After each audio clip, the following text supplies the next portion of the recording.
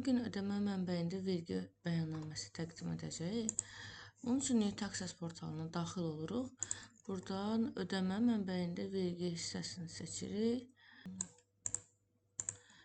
Hansı dövr üçün təqdim ediriksə, həmin dövrün məlumatlarını daxil edirik. Yəni adi qaydada bütün bəyannamələrdə olduğu kimi. Daha sonra burada əlavə 1-ə daxil oluruq. Yəni Azərbaycan Respublikası rezidentlərinin ödəmə mənbəyində tutulan vergisinin hesablanması bölməsinə. Əgər icarəyə götürdüyümüz şəxs Azərbaycan Respublikası vətəndaşıdırsa, bu bölmədən istifadə edirik. Əgər həmin şəxs fiziki şəxsdirsə, yəni hüquqi şəxs yaratmayıbsa, bu zaman fiziki şəxslər üzrə icarə haqqı gəlirləri bu bölmədən istifadə edirik və əgər şəxs fərdi sahibkardırsa, yəni VÖN varsa, həmin bölməni seçirik. Bura şəxsin VÖN məlumatlarını daxil edirik. Həmin VÖN-ü öncədən kopyalamışdım.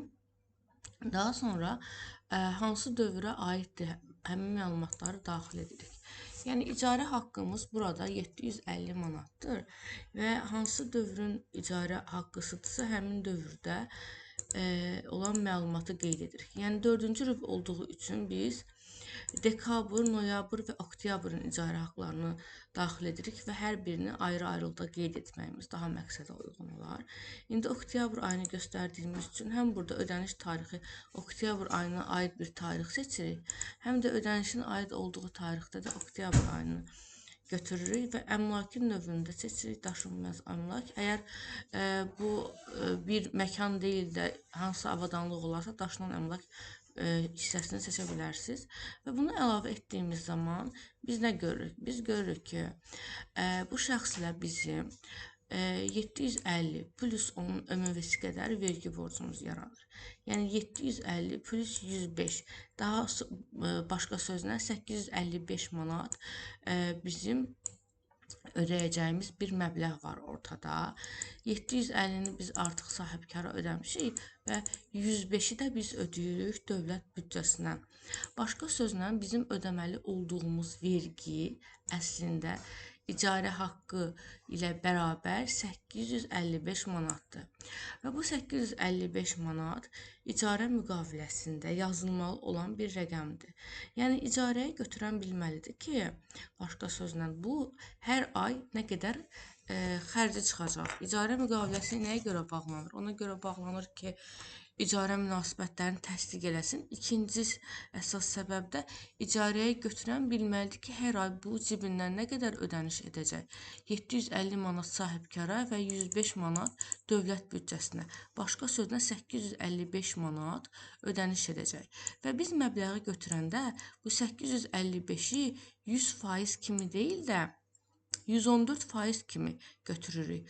Başqa sözlə həmin o 114%-in 100%-i sahibkara məxsusdur, 14%-i dövlət büdcəsinə. Və siz kalkulatoruna 855-dən çıxsaz 14%-i, o heç vaxt 750 eləməyəcək. Tam başqa bir rəqəm eləyəcək. Çünki kalkulator hesablayanda bu 855-i 114 deyil də 100% kimi götürür və 100%-i 14% azaldır. Bizə isə lazımdır 114%-i 14% azaltsın. Ona görə də başqa sözlə 100-ü vururuq 855-ə, bölürük 114-ə, tapırıq 750 rəqəmini. Bəzi yerlərdə elə bir rəqəm yazırlar biləsində. Ondan kalkulatorla götürüb 14% çıxanda 750 eləsin. Məsələn, əgər icarə müqaviləsində 872.20 yazılsaydı, ondan da 14% çıxılsaydı, bu zaman kalkulator 872.20-ni 100% kimi qəbul eləyəcəkdi və ondan 14% çıxacaqdı, tapacaqdı geridə qalan 86% summanı. Başqa sözlə 872-dən 14% çıxanda kalkulatoruna 750 edir.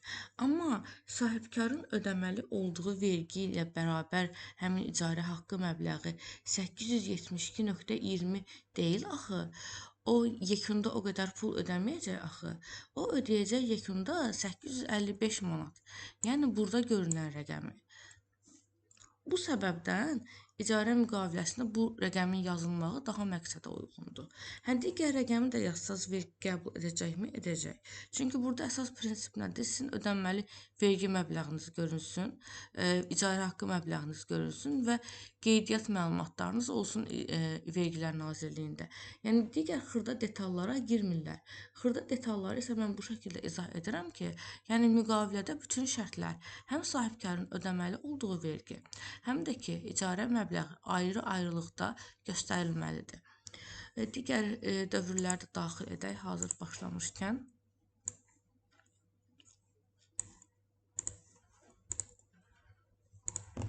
Görürsünüz, hər dövrə görə ayrı-ayrılıqda bizim 105 manat vergimiz oldu və yekunda cəmi məbləğ 2250 manat kimi görünür. Həmin bu 2250 manatı vursanız 14%-ə 315 manat pul edir. Yəni rublik olaraq bizim bu qədər vergi xərcimiz oldu. Bu da hər aya 105 manat ödəniş deməkdir. Digər variantda isə əgər biz icarə müqaviləsində 872.20 qeyd eləsək, bu hər aya bizim üçün, yəni həmin məntiqlə yanaşsaq, 112 manat 10 qəpik vergi məbləği edir. Hansı ki, o bizdə yaranmadı, gördüyünüz kimi. 105 manat yarandı. Bu səbəbdən bu məsələlərə diqqət etməliyik dostlar.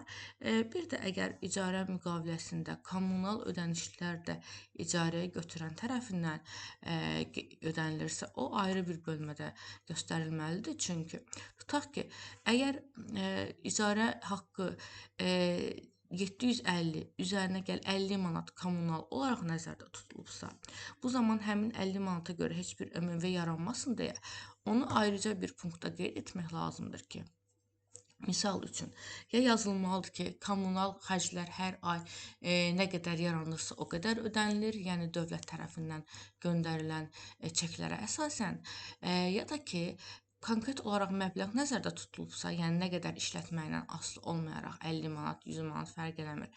Onu ayrı bir bölmədə göstərmək lazımdır ki, əlavə olaraq icarəyə götürən hər ay icarə haqqından əlavə, məsələn 100 AZN kommunal haqları ödəyəcəkdir.